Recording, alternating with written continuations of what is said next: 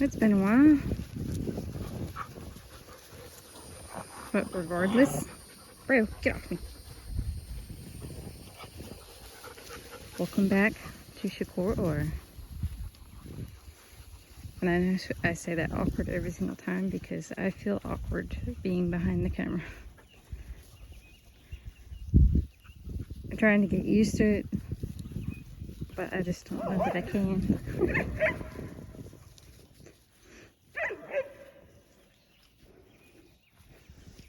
Both me and Peyton are very socially awkward people.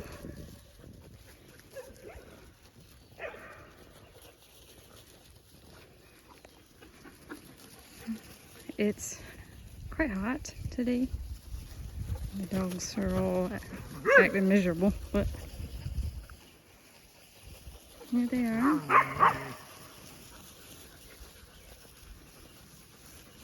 Palms are inside. Just because I had already taken them outside to potty and I wanted to put them up for a little bit. So they were out of the way. We're doing some yard work and all that stuff, so we couldn't watch them, whether they were going to go through the fence, etc.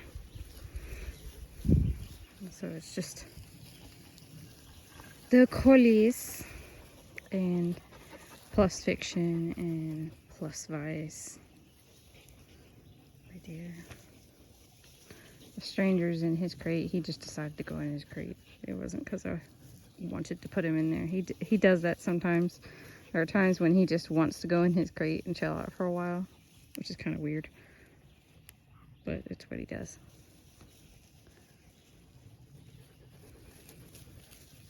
Everyone is doing wonderful, doing grand. Aside from they've all been really itchy and having like spots and stuff because of the bugs biting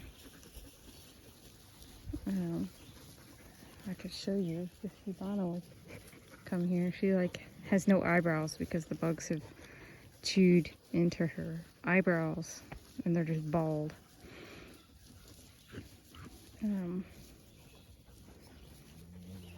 We have really bad sand gnats and some sort of biting midge thing. And in these weird early summer spring days where it's not quite hot and it tends to be overcast or rainy, they come out a lot and they're just chewing up the dogs.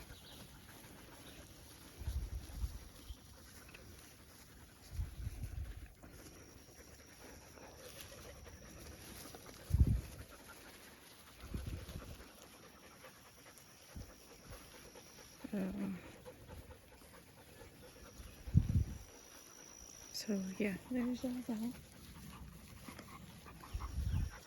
going on. We've had a lot of stuff going on. We've been getting electricity to the barn. Gonna call it that because we're going to be moving our dogs into it to sleep at night, and we're also going to be using it to hold our dog food, our sheep food. We're getting sheep next year, hopefully, and our horse food because we are eventually going to get 2 horses. We've always wanted horses, so we're moving toward that goal. And the barn, previously called a garage, barn is going to be used also to lamb out the ewes if they need to be, under critical care, or it's bad weather when they go to have their babies or whatever. We're going to do that in there. There's Starlight. She did come into heat. I don't remember if I mentioned it in the last video or not.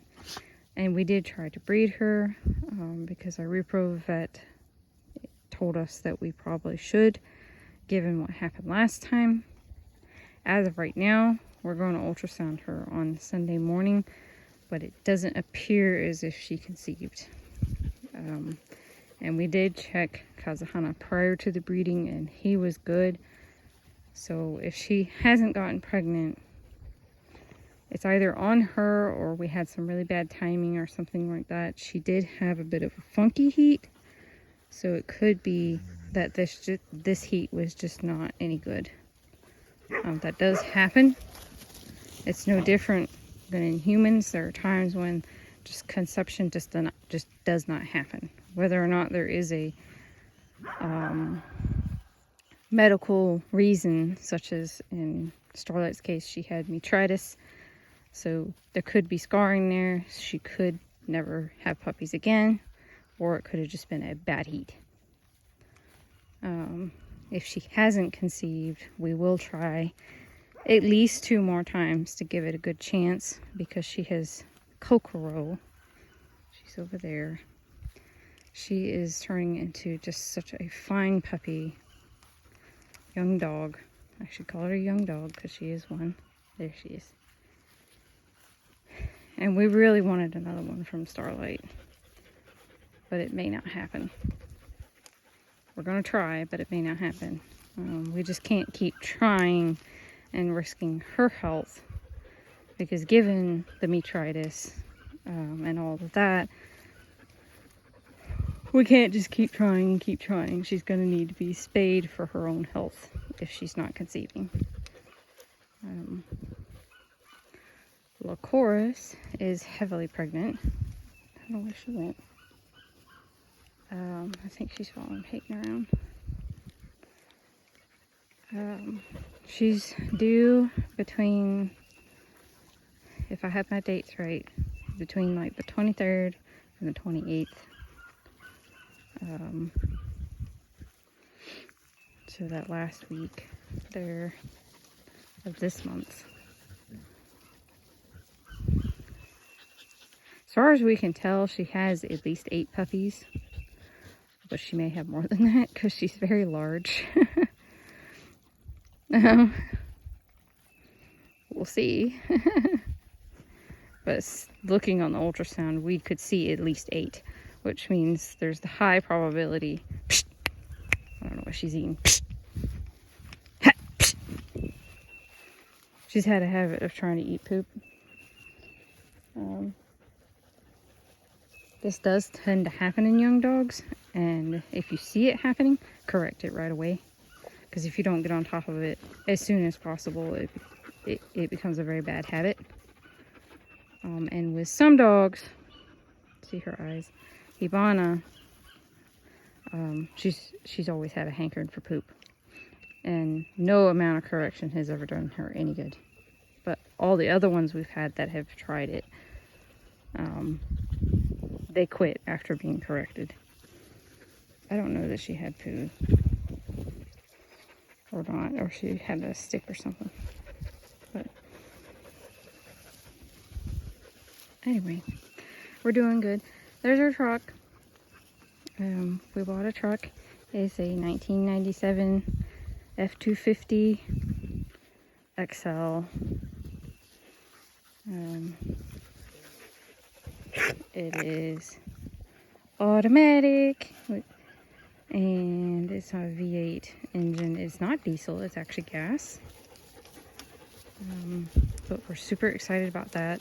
It's just, as of right now, as far as we can tell and see and all of that, it has minor things that need to be done before it can be driven safely. Which is basically stuff that's just happened because it's old. It's not like anything catastrophic that we've found so far. So we're super excited about that. See? Have grand plans for it. And we hope to get it up and running by the end of the year. Just as we hope to get the barn finished by the end of the year. And the rest of our property fenced the way we want it to be, to get ready for the sheep and the horses. Technically, according to everything that I read, it's best to get the horses first and then get the sheep. But anyway, we'll see how it goes. fiction. And paladin. Stickers.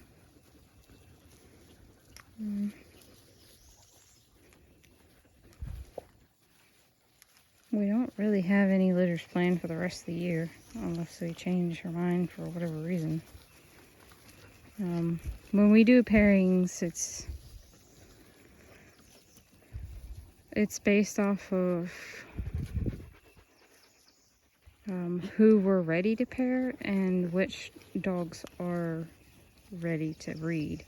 And I know that sounds funny because dogs can breed at a very young age, but each one seems to have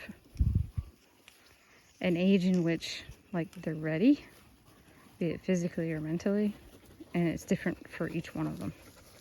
That doesn't mean you couldn't breed a younger or an older dog and it go fine. There just seems to be kind of a golden stage in which it's a really good time to breed them for the first time. And as y'all know, we've said it before, that typically what we do, unless we have a reason to deviate from it, after we breed a female, if we plan on breeding them again, which most females we're going to breed 2 or 3 times at least, we then wait 1 or 2 heats before we do another breeding, and we have more puppies from that particular pairing.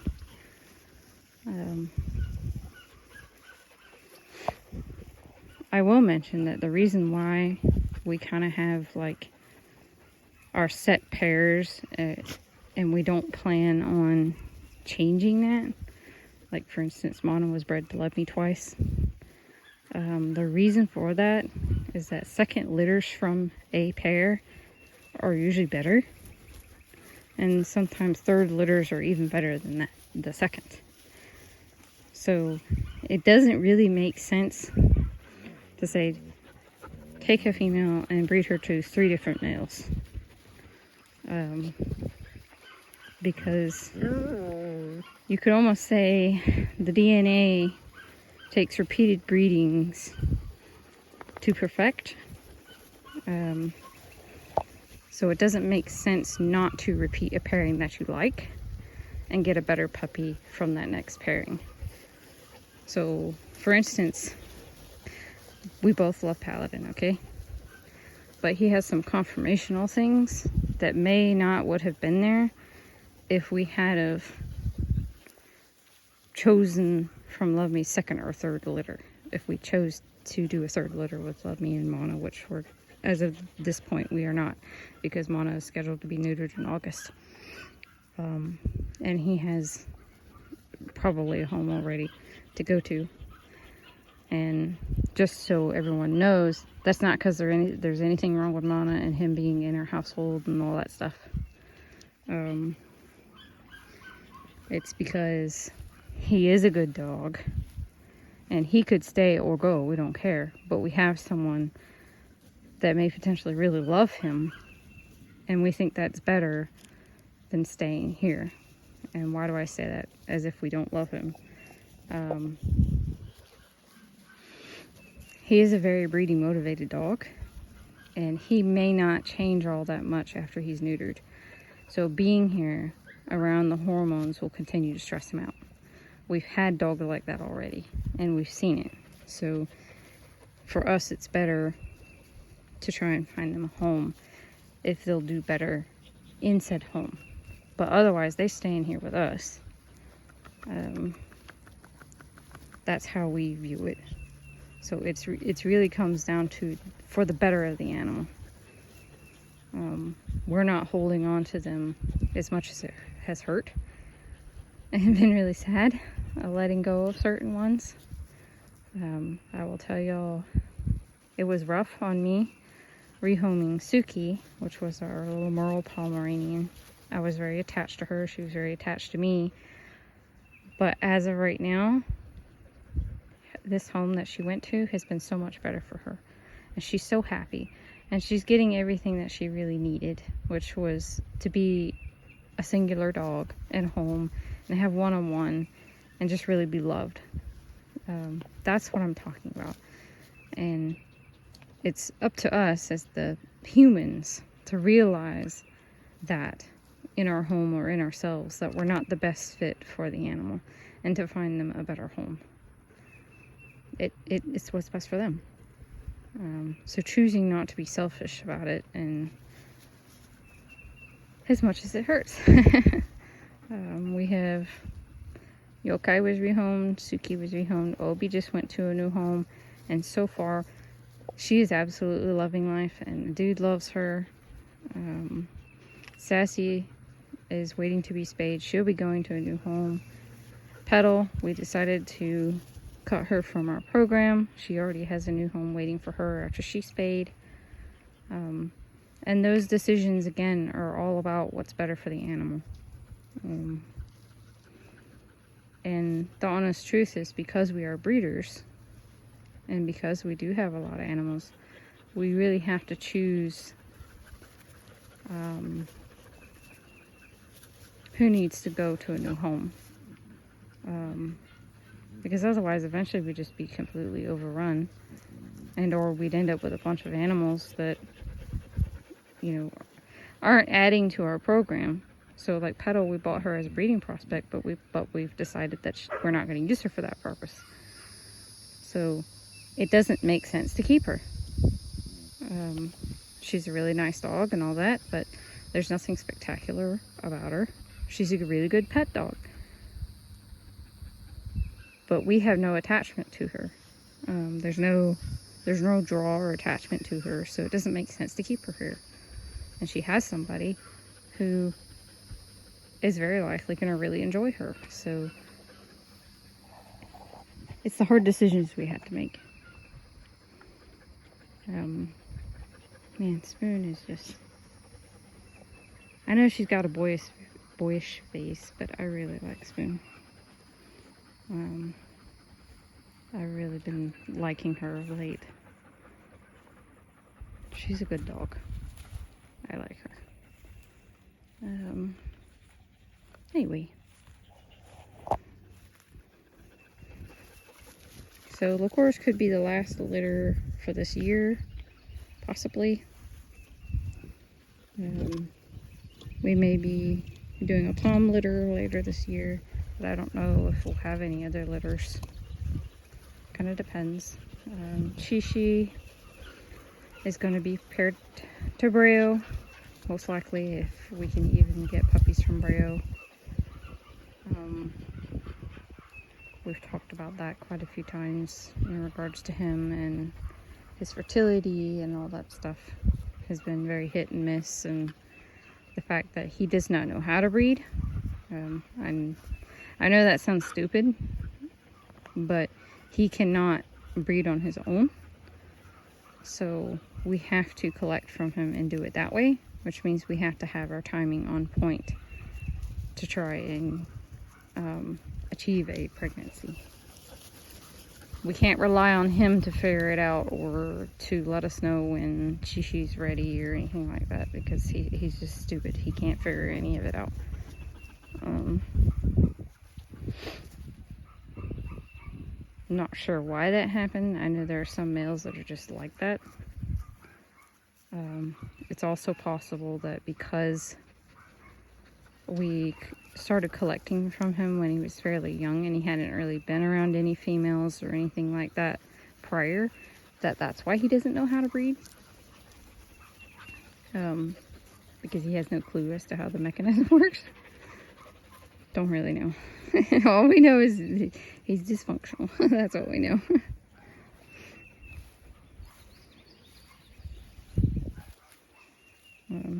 Ultimately, if it doesn't happen, it doesn't happen.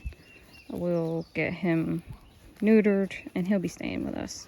I mean, he was our first collie. Breo's a good dog. He's just happy.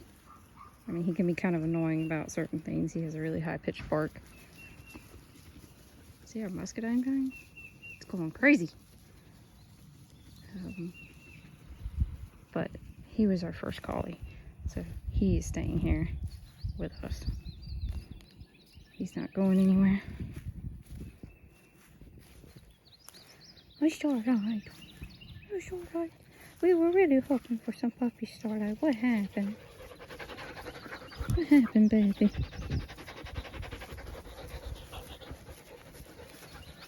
What happened, baby?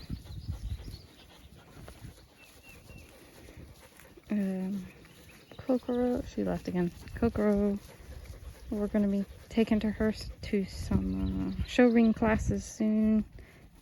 Getting her more trained up, ready for the show ring.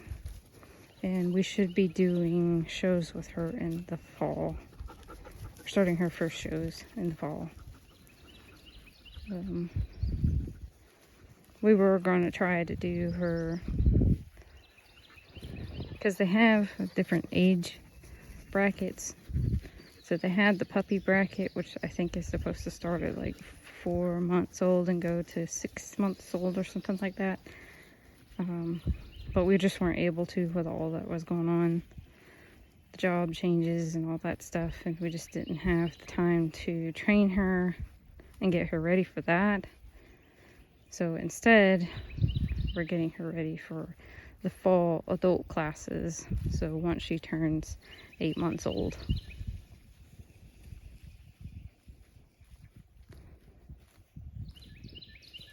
I said classes, show ring, confirmation ring.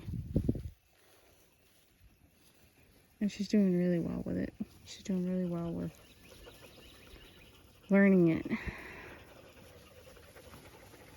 Is she perfect? No, but we haven't been too hard on her because we want her to enjoy it. So with enjoying it and figuring it out first has been important to us.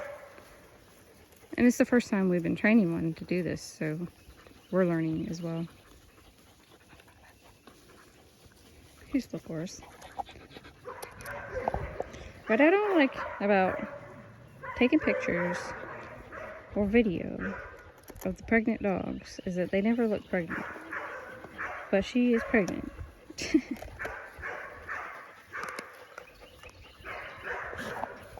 And she's having puppies with 9. So, big sable boy over there. Niners. Niners. Here he comes. That boy right there. This is Daddy. This is Daddy's. Oh, Kokoro. Wild child.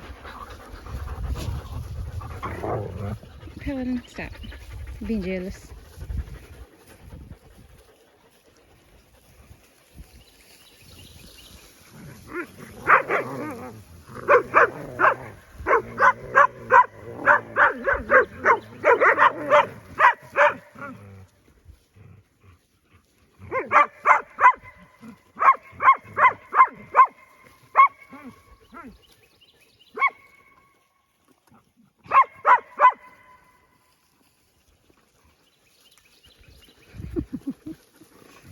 Well, that's pretty much it. I didn't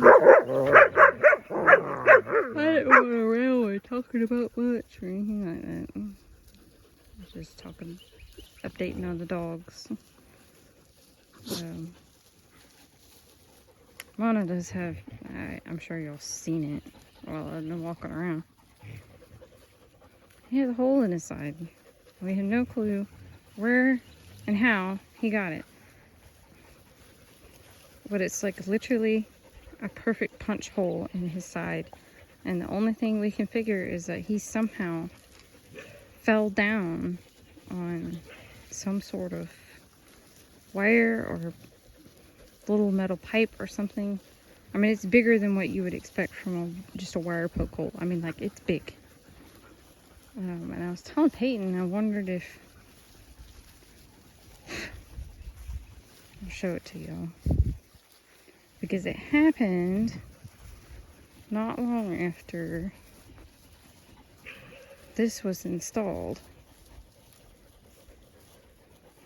But I can't figure out how he would have fallen on it unless he got pushed down. Like the edges of the hole in his side were perfect. No, like, shredding or anything. So it had to been metal. But so the only thing I can think is that he somehow landed on one of these grounding rods or something and poked a hole in himself. But even that doesn't necessarily look the size of what's in his side. I don't know. It's weird. Here, I'll show you. Here he is. The bugs are all in it. See? And that's not a tooth mark. It's not from a fight or anything like that. It literally, he was let out one morning, and I had just stepped out with them. Peyton had just come out as well, and then she pointed it out to me. She's like, he has blood on his side. I went and looked, and there's this perfect hole. It's healing now, but it was bigger than what y'all saw just now. There's this perfect hole in his side. So I have no idea what he did.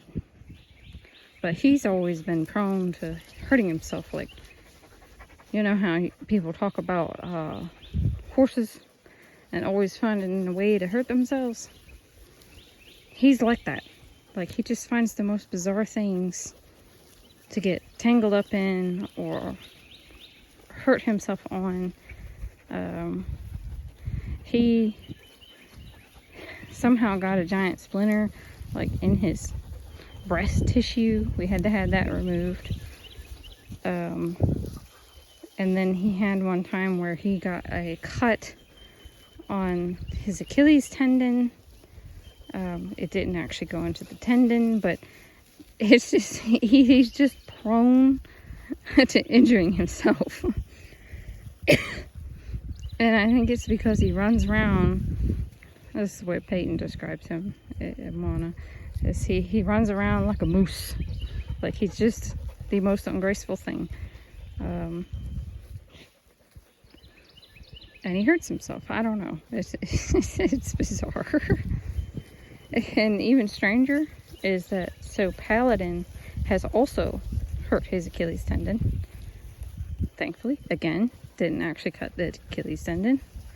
And then Lawlight did the same thing, except hers was, it nearly went into the tendon itself. Hers was bad. She didn't have to go in, but it came real close, like uncomfortably close to cutting her Achilles. So evidently it runs in his bloodline somehow that his kids like to hurt themselves.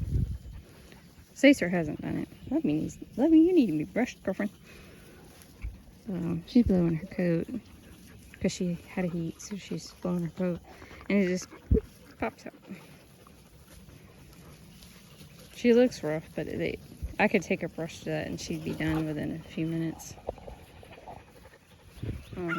When it gets difficult is when you let it sit and then it compacts on itself with dirt and moisture, and then it's very hard to get out. And that is what turns into mats usually, is actually the hair trying to shed out gets stuck, and then it turns into a mat.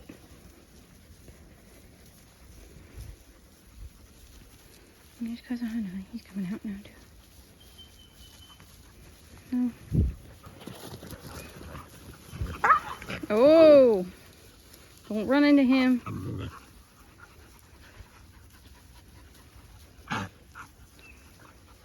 So y'all know, Vice has an injured back. He's had an injured back from when he was real little, because he had a dog slam into him when he was an 8-week-old puppy, and it injured his back, and he has arthritis in the middle of his back. So he gets very angry when other dogs run into him like that. And of course it hurts, so he's turning 10 in November.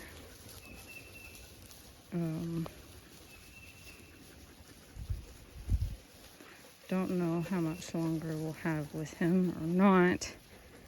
He has a lesion on his tongue that has been there now for several months. No, we have not taken him in because it hasn't been causing him, quote unquote, any pain. It also has not healed. And that was what we were waiting to see if that would happen.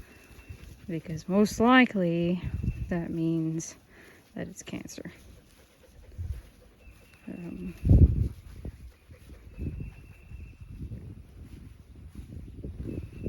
So, don't know how much longer he'll be with us, but he might be one of those that stays along for quite some time. But we are keeping an eye on it. I check it periodically to see if it's grown, deepened, or is causing pain. And as of right now, the lesion, it's changed little bits here and there, but relatively looks the same from when I first saw it. If it does anything significant, he's going in to find out exactly what's going on and if there's anything we need to do to keep him comfortable until a decision has to be made or he passes away.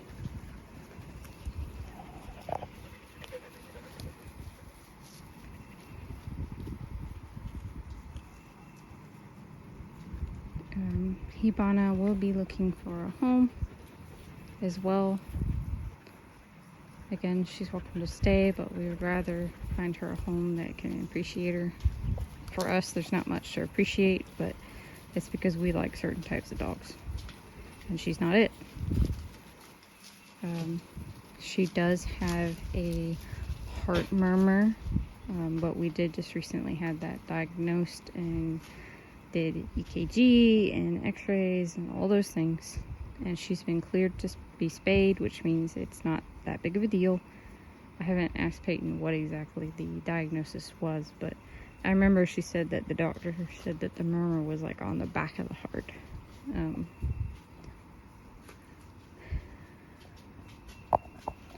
So she does have that, but it's unlikely that that's gonna, like, she'll probably just have a murmur for the rest of her life and it's not gonna cause any issues. But I'm gonna ask Peyton exactly what it is, what he found.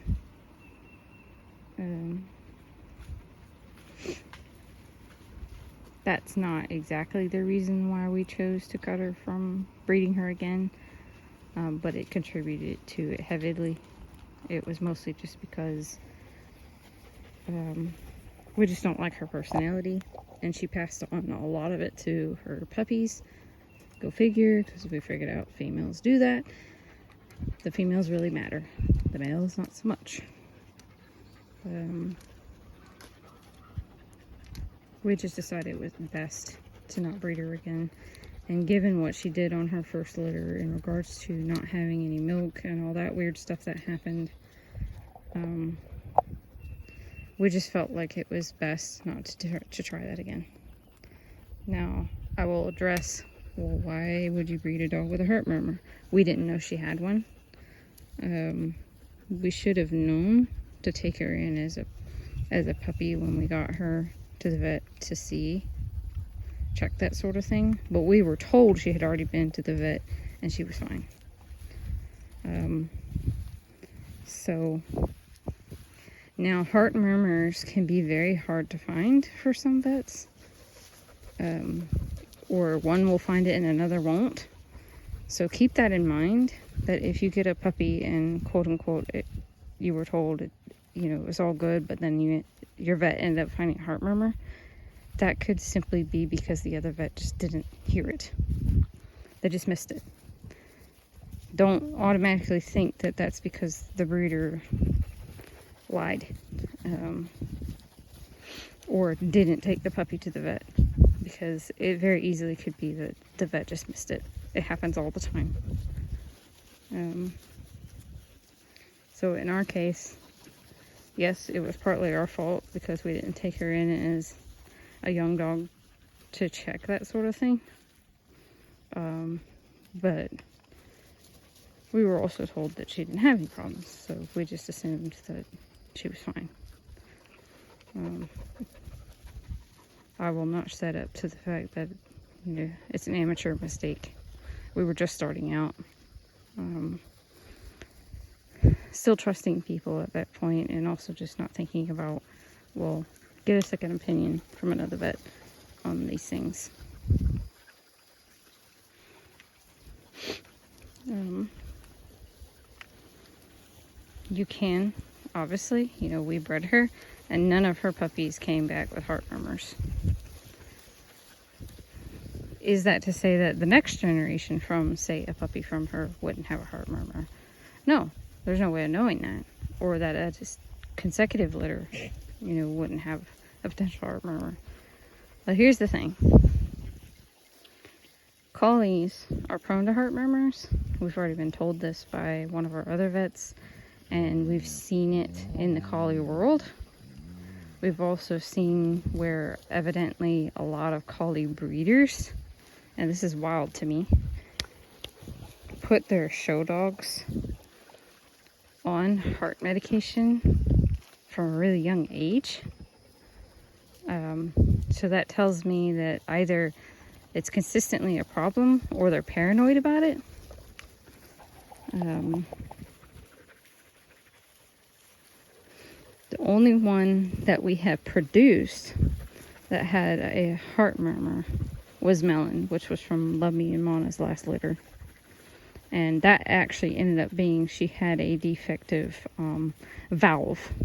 So she was born with a heart defect in of itself. So it was a defective valve. So does that mean, oh, well, don't breed Paladin, don't breed Lawlite or Sacer? No. There are puppies that are just born with the short end of the stick, basically. Something went wrong in the genetic makeup, and they end up with a defect. That doesn't mean anything to the quality of the rest of the dogs from said pairing or parents or a parent. But if you consistently see issues from pairings or from a line of dogs, then you have a problem. Not a one-off like that. And not even Hibana. Like, you could easily breed her and there never be any issues with her entire bloodline. But do we want to risk that? Given also the other things? No, we don't. So that's why she's been removed from the program. We're not breeding her again. She saw a cricket. And those are the kinds of decisions that you just have to make. Not as a breeder, yes, but even if you were someone who, say, only ever very rarely breeds, or you breed livestock. Let's go in that direction. You breed livestock. So you're breeding animals for producing something, be it meat, be it fibers, you know, wool, whatever, or milk. As a good livestock breeder, you should be breeding those animals not only to do that job well, but they also should be healthy. So what does that mean? That means, say you breed sheep, and you breed sheep for meat. You'd be wanting to breed those sheep, number one, to have quality meat. That means they have to have nice bulk and size to their bodies, yes? It also means that you should be breeding sheep that have strong immune systems. Why? Because you don't want to have to baby them through their growing and going to slaughter. So what does that mean?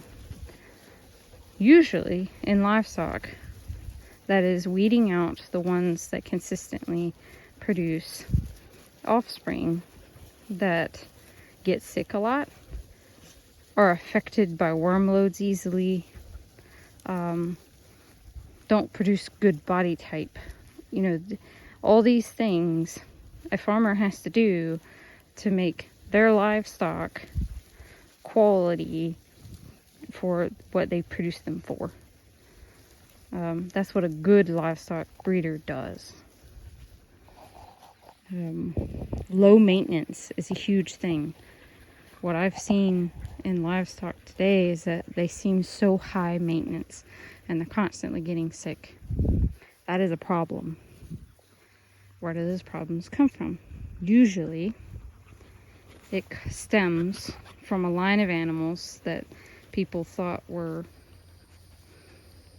ideal for their purpose or their beauty. But the reality was that they had weaker immune systems. So they succumbed to parasites more, etc. The other issue is inbreeding, because inbreeding of itself causes those things. So proper breeding management, husbandry, all those things. It's simple, but it's not that simple. And it kind of makes you feel like you're always teetering on the edge of, am I doing the right thing? Am I not doing the right thing? Did I make a good choice? It makes you feel that way, like you're just teetering the whole time. At least if it's important to you, it does. For us, we feel that way. Because this is really important to us and we want to do so well. That it makes us teeter, it makes us doubt, makes us worry, all those things. There's a bug in my ear. So I'm 40 minutes in. I'm gonna go. I know I keep doing long videos, but it just is, I'm sorry, I guess.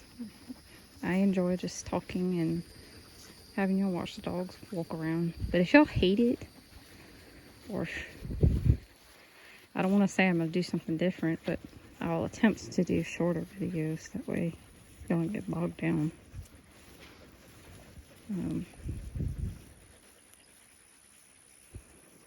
That's what I'll do. Let me say goodbye. Love me, bye. Love me. Love me. Bye bye.